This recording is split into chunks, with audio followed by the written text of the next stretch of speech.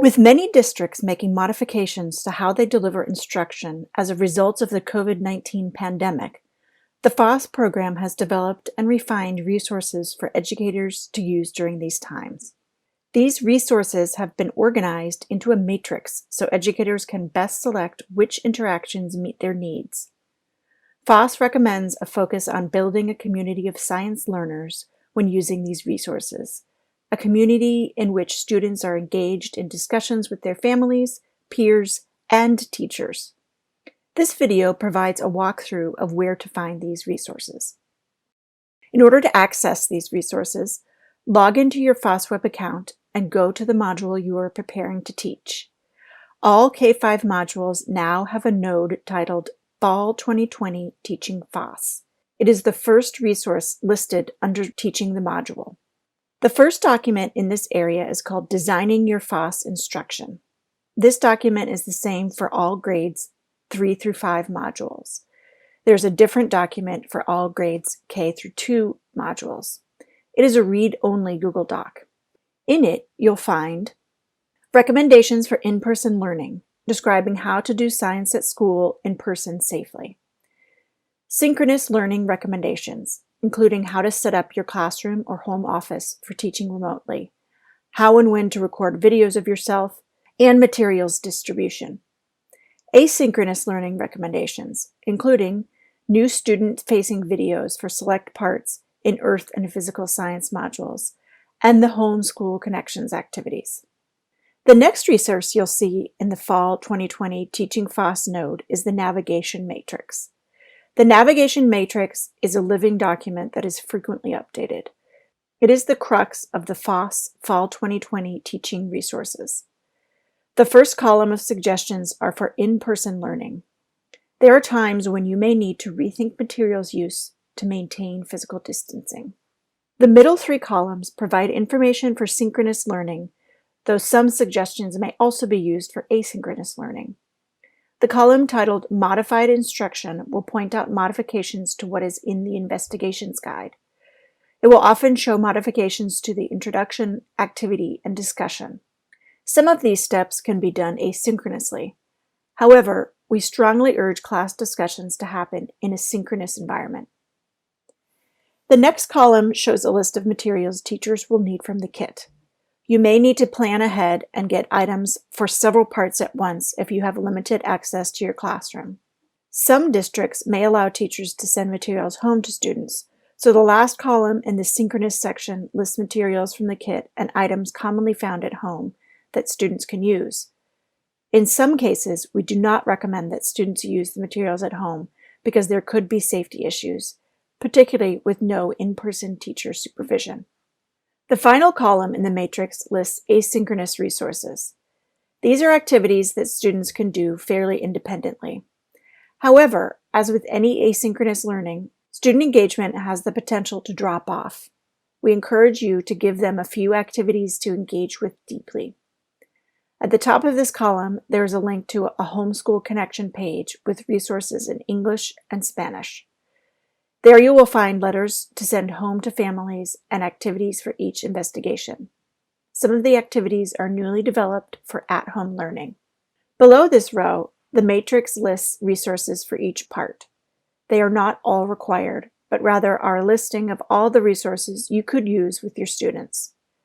Educators need to think critically about the timing on these so students and families can be successful.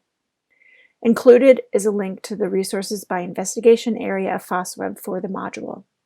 You must be logged into FOSSWeb in order to open the resources. This column also has direct links to Homeschool Connection activities for each part. Finally, this column also lists any new student videos we've created. Each physical and earth science module in grades 3 through 5 will have up to 4 new short student videos.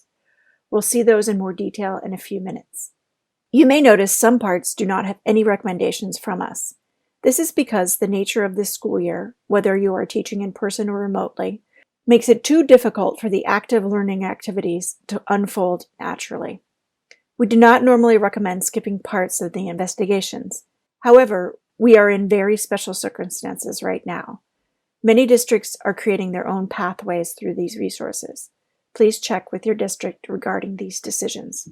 Let's take a look at the student side to see what resources are available there. As a teacher, you can always view the student pages by going to My Class Pages and clicking on Assign Content, then finding the module you are working with. However, you should also be familiar with how students log on. There is a separate walkthrough video that you can share with students and families that shows how to log on and where to find resources. From the FOSS web homepage, students enter their username and password in the same area that you as a teacher do. From their student page, they click on the module cover they are using. There is now a new item under Media Library titled Remote Learning Resources.